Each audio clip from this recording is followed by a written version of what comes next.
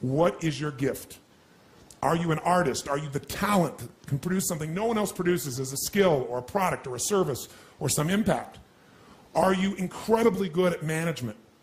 You really know how to manage or lead people? Are you an extraordinary entrepreneur that can take that gigantic gut load of risk and can create the vision and attract the talent that you need and the managers and leaders? You may have all three abilities, but which one really fulfills you the most is going to be the critical question. Because we tend to want to do them all, especially in a room like this, because you're all overachievers, right? Me too. And you say, well, I can do all these. Yes, you can, but what will it do to your quality of life? See, again, the secret's going to be this. What is an extraordinary life on your terms today? Getting clear about that. At this stage of life, where you are, where you want to go. And I'll give you an example. I had the privilege of spending some time this last Easter. It happened to be that weekend I got invited by the Dalai Lama for a really intimate group of people. They had a large conference, but initial meeting the day before was with about 45, maybe 50 people. And who was invited were a group of leaders from around the world in different areas, but primarily the people that were invited that were leaders in the Muslim world, leaders from the Christian world, and leaders from the Jewish world, called together by Dalai Lama in San Francisco. And so I got to sit in this room and really mostly witness, because I wasn't one of those leaders of one of those great traditions, obviously. But the interesting thing was watching these people, and we're together on the weekend of Easter, the birth of Muhammad, and Passover. I mean, it was fascinating being there. Just happened, bam, it's all happening at the same time. You have all these people together. And the Dalai Lama is a really magnificent man, regardless of one's religious beliefs. You know, anyone who can be an experience where everything in his life was taken from him, and yet still find a way to have a sense of meaning and be fulfilled and not be angry and rageful. I mean, imagine your family being murdered. Imagine your country being taken from you.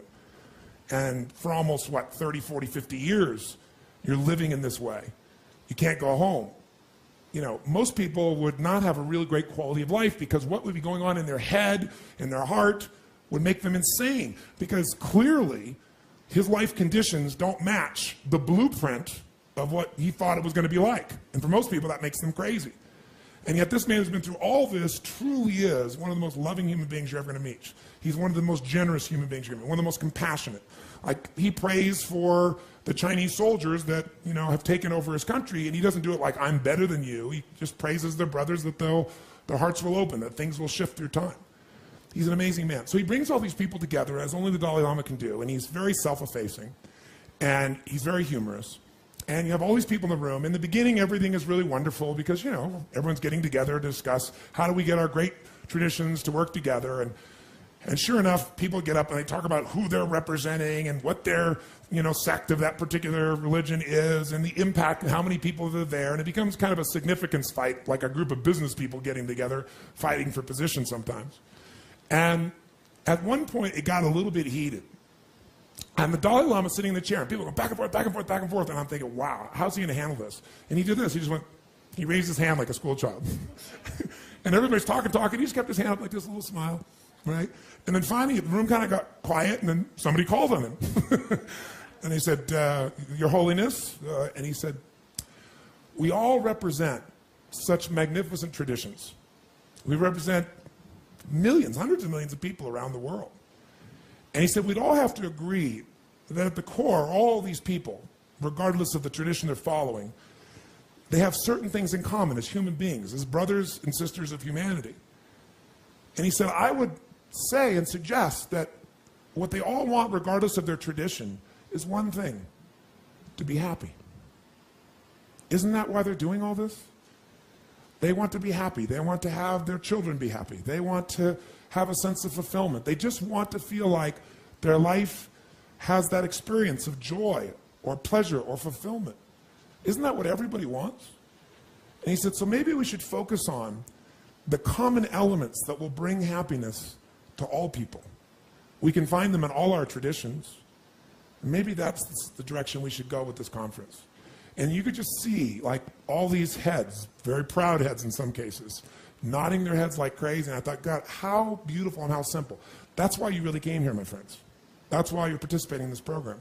At some level, you have a blueprint, a mindset, a belief system, a philosophy, a set of values that says, if I master this thing called my life or my enterprise, then I'll have this great feeling.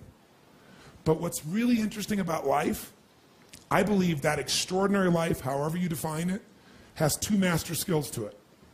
The first skill is the science of achievement.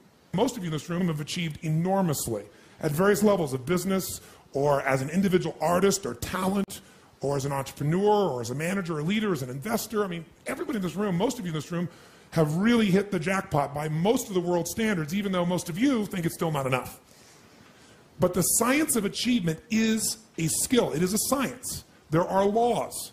So achievement, even this course, to me, that achievement is, business is a spiritual game. That's what I believe. It's a spiritual practice.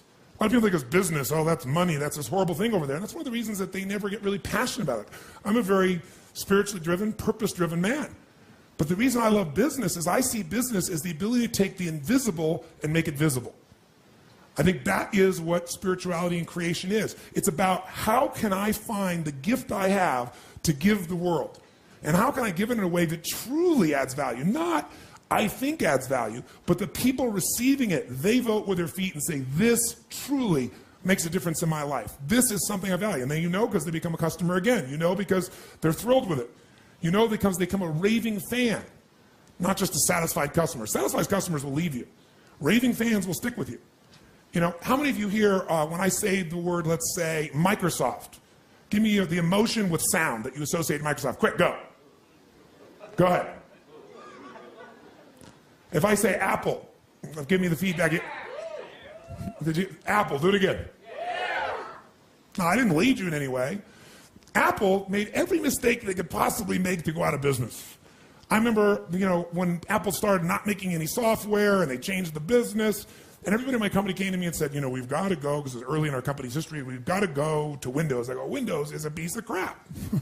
I mean, it's a poor copy of this. That's absurd. But there was no software, and so everyone in my company went there, but I hung on to my Apple. Because people that had an association to Apple are raving fans. They stuck by it, and now they got their iPods, and now they've got, their magnificent computers, and they know they got the best computers in the world, and they just smile and laugh. But you notice, what most people associate to Microsoft, even though it's the biggest player in the world, you can just hear by the emotion, Some people get pissy about it. Very few people you'll ever meet that are pissy about Apple, except people from Microsoft. The point is, one is a satisfied customer at best, the other's a raving fan. If you're going to play the spiritual game of business, the spiritual practice, think about how fast can I take what I envision and make it real? How can I find my form of service, my gift, and give it in a way that is most impactful? That's really what this is really all about. Now, the second, and remember I said this is a science to achieve, and we're going to go through that science. How do we create a sustainable system that makes that happen?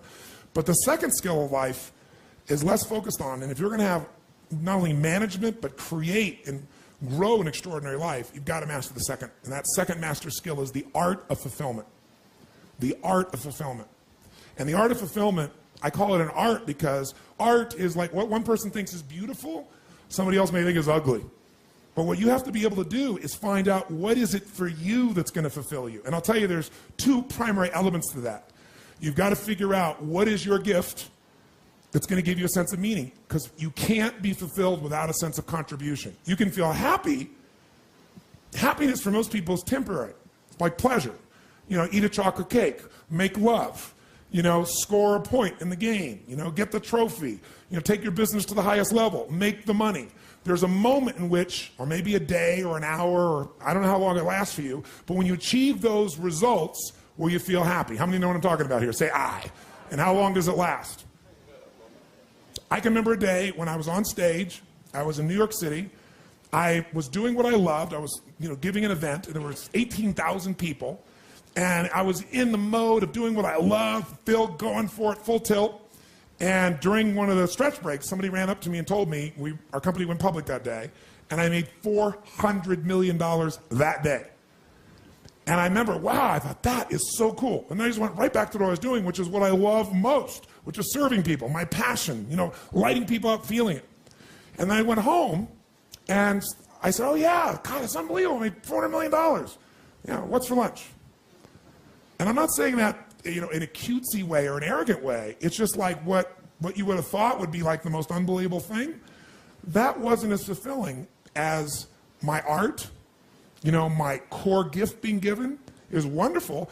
And it's a good thing because later on, it was an internet company and I saw quite a bit of drop in that company, like about 90%, 85%. And so I wasn't completely attached. I wasn't happy about losing that by any stretch. But my identity wasn't tied to it. So it was a hit. It wasn't thrilling. But I knew, hey, if I've done this, I can do it again. And what have I learned from this process? But my gift was still there. I bring that up because you got to find out what your gift is. And many of you know what it is, and many of you think you know what it is. Remember, what makes you successful, what makes you fulfilled, may be two different things. So success without fulfillment, that's called failure. If you know somebody who's got everything they thought they wanted, and they're not fulfilled, they got a real problem. So what's going to make you fulfilled? Finding your gift, contribution. Life's not about me, it's about we. If we feel like we're contributing to someone else, then we don't just get something, we become something. And what you get never makes you happy long term. Who you become makes you very happy or very sad. So part of that art of fulfillment is, what's my contribution? The second part of it is appreciation. Some of you are contributing, but you're not taking the time to really appreciate. You're not noticing. So the art of fulfillment comes from contribution and appreciation.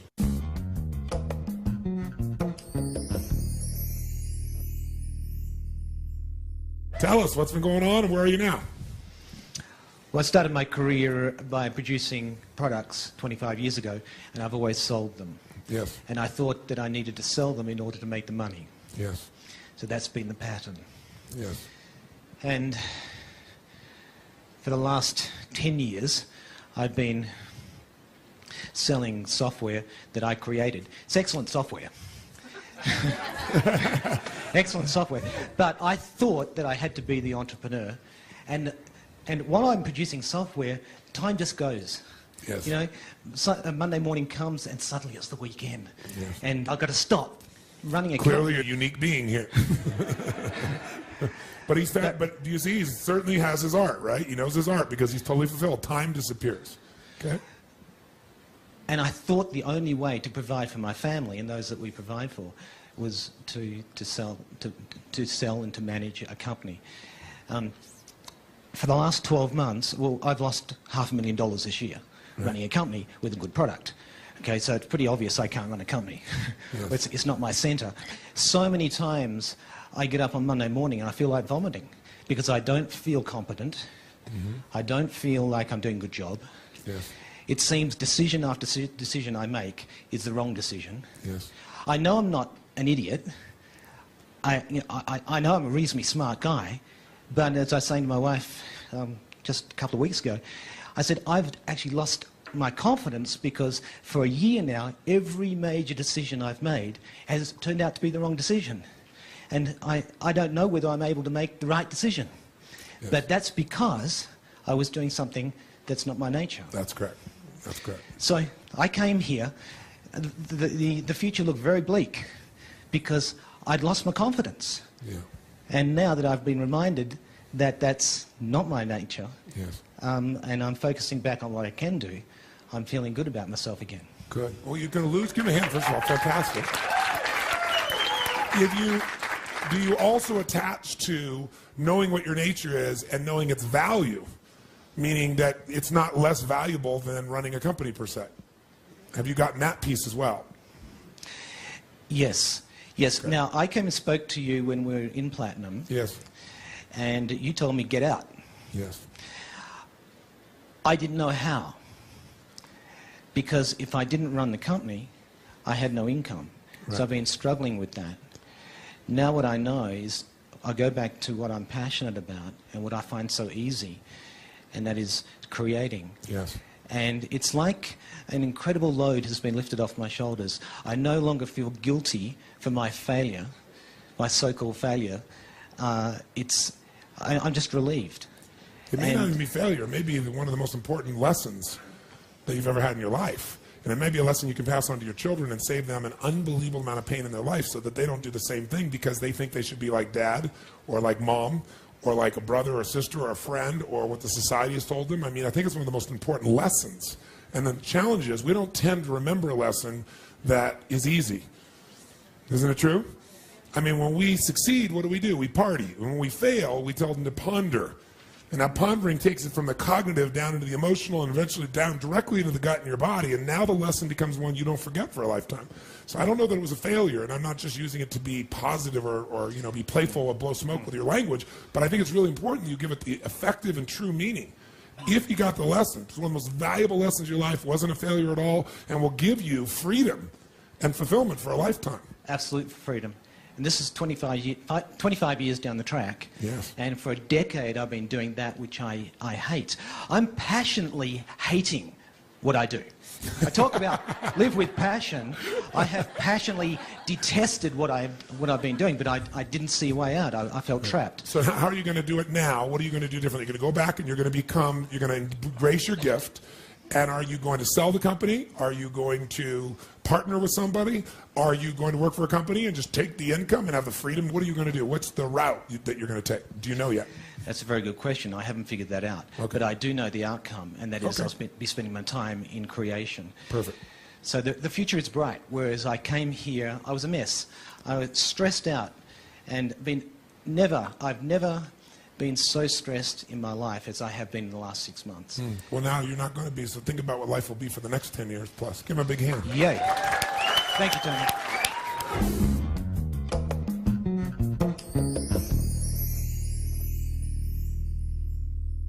Whether you're the talent, that's the gift you've got, whether you're the manager leader, whether you're the entrepreneur, find your gift and give it every day with more intensity, more beauty, more love, and more unselfishness, and ironically, you'll fill up even more. You'll feel more love and joy and happiness because you'll love yourself, for God's sakes, regardless of what other people do. And it won't be an ego love of yourself where you're lying to yourself so you can make other people think you're a certain way. It'll be you connecting with you. And when you connect with you, it's very easy to connect with the real part of other people. That's what life enterprise management is. I'll give it to you. 3,000-year-old simple phrase. Know thyself. But I'll add one. Then be thyself. You know yourself, but you don't be yourself. You just wasted all your time. Don't make yourself wrong. Engage yourself. Find the gift. I'll give you a perfect example. I have a friend, John McCormick. He owns a company called Visible Changes Hair Salons. I don't know how many he got now, like 75, whatever they are. Very, very successful man. He was Inc. magazine's, Entrepreneur of the Year many years ago. And when I first met him, we had these great conversations, and I asked him about what really changed his life. And this guy was, from the Bronx, or Brooklyn rather, and all of his family members, his father and his father's father, had all been police officers. So kind of picture that culture growing up. What are you supposed to be when you're born? A cop, right? And everything associated with cops important, so that, you like your mother or father, you like your family, they're close and loving to you, and he's a cop, and grandpa's a cop, and the culture's being a cop, you're going to be a cop. So he became a cop. And as a cop, at 19, 20 years old, he found out something about himself that was different than his family. His father relished running into a building where somebody might have a gun to his head and figure out how to talk his way out of it, like when he's working with a crook. He did not have the same gift. He didn't have the gift of desiring to be in a place of such massive uncertainty like his father did. Not at all. Not in this context, anyway. He might want it somewhere else, but not here. Everybody wants variety, but that's not what he wanted. And one day he was chasing a guy, and he turned around, and the guy had a gun out to his head, and he fired at him and barely missed. And fortunately, his partner got the guy. And the next day he said, I am not being a cop. It ain't worth $20,000 a year to have somebody shooting at me every day. Now, when he did that, nobody in his family was happy about it. But he said, I did that. I am not going to do that. I'm not. So interestingly enough, he had a very creative mind, and he liked people. And a long story short, some guy met him and said, it's Christmas time when he quit. He had no money. And he said, how about, you partner with me, a friend of his, and he said, we'll buy a bunch of Christmas trees. He said, I got this money, and I'll give you a third if I got to pay for it. If you want to put money in, we'll split 50-50. And let's take this little, parking lot over here, and it's not even ours. Let's sell Christmas trees there, man. We'll make some money. So he said, well, there's no electricity. The guy says, come on, man. He said, there's a woman next door. We'll borrow her electricity. We'll get a cord from her. So sure enough, he and his buddy, John McCormick and his buddy, they go out and they buy these Christmas trees. They drive a million miles away to get them, so they get them really cheap. They bring them to New York City, down in Brooklyn. It's a little parking lot, an old broken down building. They put them out there, and they sell all the Christmas trees, and they go back and do it again. They keep reinvesting, and over the period of like 2 or 3 weeks, he makes X amount of money. I don't really remember the number, but let's say it's $10,000. More money, almost as much as you'd make in a year, half as much as you'd make in a year, and he made it without somebody shooting at him, and he made it in 3 weeks. He's like, this is something I'm into. So then he took that money, and he had a knack for just studying things. Like, he's a very practical guy. And he looked at a couple things, and he said, you know what, I'm going to invest in some stocks here. I'm going to invest in this company. And he invested in the company, and long story short, he did so well that in a period of roughly a year, he made $250,000. Okay, and he'd been a cop making 20 grand roughly. Right? So now he is flying high, and he's doing so well that the guy who is his stockbroker says to him, man, you're incredibly good. You ought to do this for a living. So he introduces him to his boss, and sure enough, he gets a Series 7 license, and now he's a stockbroker. What a change. As a stockbroker, he's picking these deals, and he does really, really well, and he makes almost $1 million in the next 12 months. He does most of it on his own stock picking. He makes some of it on the selling. But he's less more interested in picking. He's like really good at pattern recognition is the bottom line. And so sure enough, he does this thing, and all of a sudden, his ego is out of control. He buys a brand new limousine, his own personal limousine, and hires a person to drive him. He goes out partying every night, and the woman who loves him, he just blows her off, and he starts chasing every woman that exists there. And everything is wonderful in his life until one day, who knows what happens? The market crashes, and sure enough, as the market starts to crash, specifically his stocks crash is the most important thing, and he loses everything. Now he's losing everything, but now he's down to pennies again. He's down to like $5,000, and of course he throws all that down too, and he misses there, and he's like, oh, if I could just get some money, I can do it. So he convinces a bank, based on the money he's earned in the last year, to loan him money. And the next thing you know it, he's $250,000 in the hole, owns nothing, his car is repossessed, all his friends disappear, because they weren't really his friends. They were just people that were getting resources from him. And he's completely alone. And now he wants to kill himself. Because, contrast, I've been a millionaire in a year, and I've had everything, and I have no friends, I have no car, I have no home, I have no direction. I don't have a college degree. I'm humiliated, I'm destroyed. So he goes to the beach, right near the pier. And he's sitting on the beach, and he's looking at that, and he's planning how he's going to do it. Like, do I tie a rock to myself, and jump off the pier? He can't live this way anymore. He thinks he can't deal with it. He is what you would call stuck. Right? With a capital S. And as he's sitting there, and just looking out, and all this anger and intensity and stuckness inside, instead of engaging, he's just living in it. And this old guy, probably 70 years old, comes walking by and he goes, the ship. And he looks up and he goes, Sonny, looks at the boy, the ship. Your ship ain't coming in. There's a sandbar there. It can't come in. You got to go out to your ship. And he said, well, what are you talking about, old man? He goes, your ship, it ain't going to come in for you. You got to go out to it. And obviously, this old man saw what this young man, 25 years old, was doing in his head. It was obviously on his face. And he said, so tell me, why the long face? He said, you really want to know? And so sure enough, John dumped the whole load on him. His upbringing, Brooklyn growing up, people shooting at him, quitting the police force, the Christmas tree story, right? Making the money in stocks, $250,000, making $1 million, becoming a stockbroker, losing it all, borrowing money from the bank, and now he's worth minus $250,000. And frankly, there's not a reason to live. My friends weren't my friends. The one woman I loved, I went out with everybody else. She's around, but I don't feel worthy of her anymore. And he looked at him and said, can you run?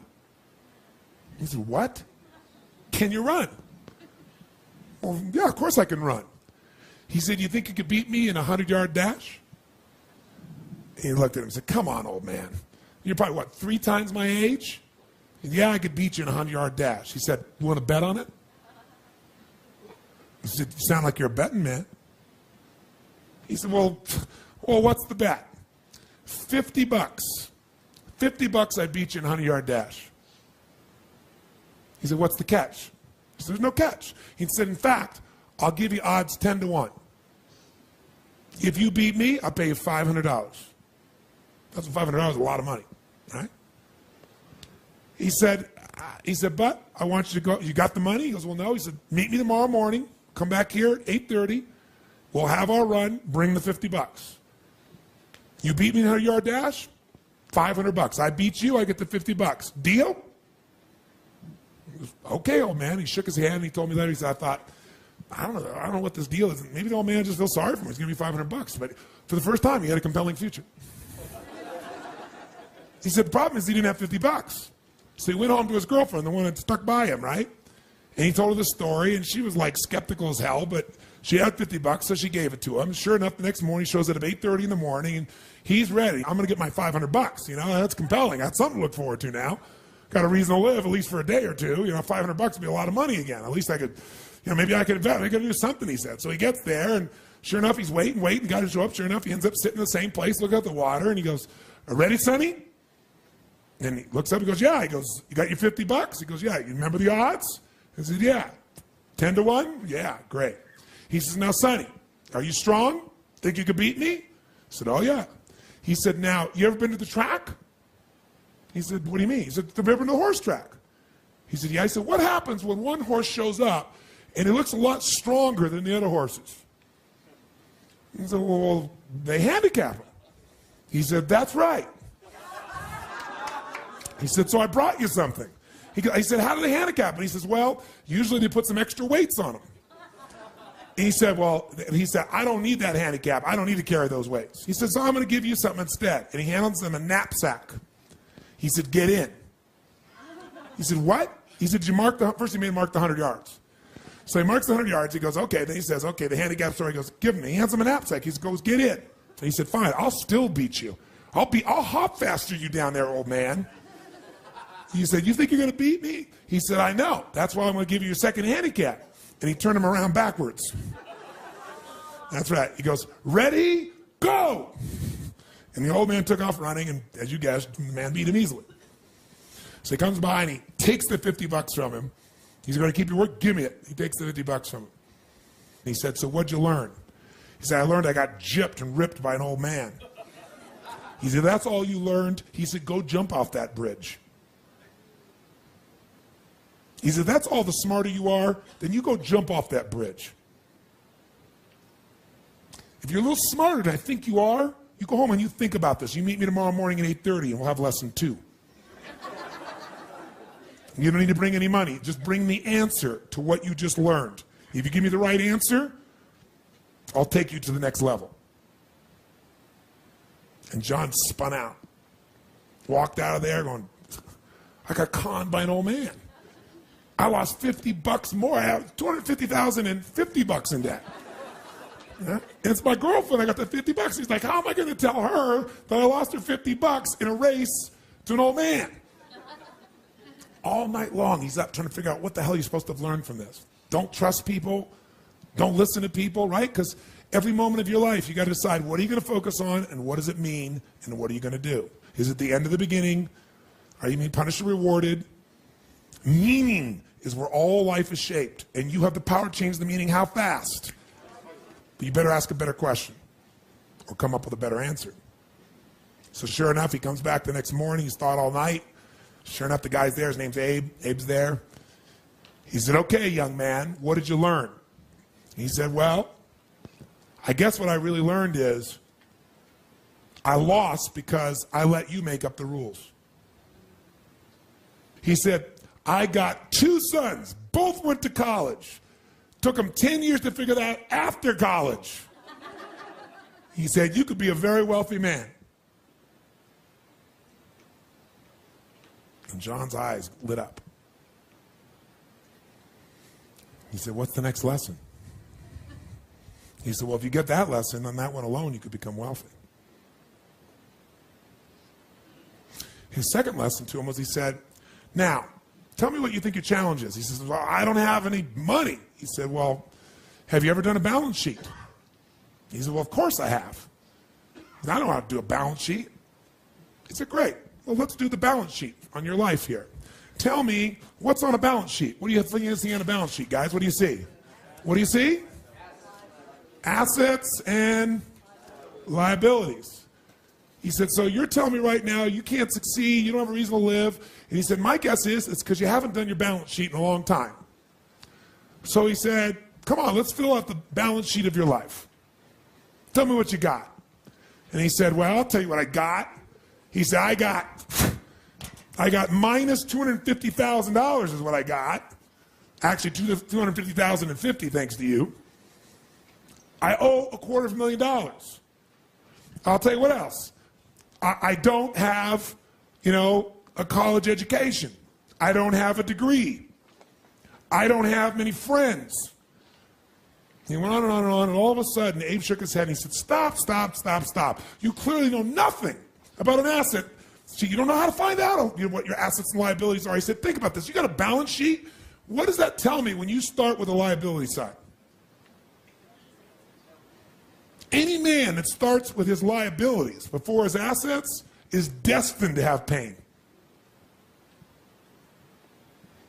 He said, tell me some assets. He goes, I don't have any assets. I don't have any money. He said, come on, you have some assets. He said, clearly no one taught you how to build a balance sheet.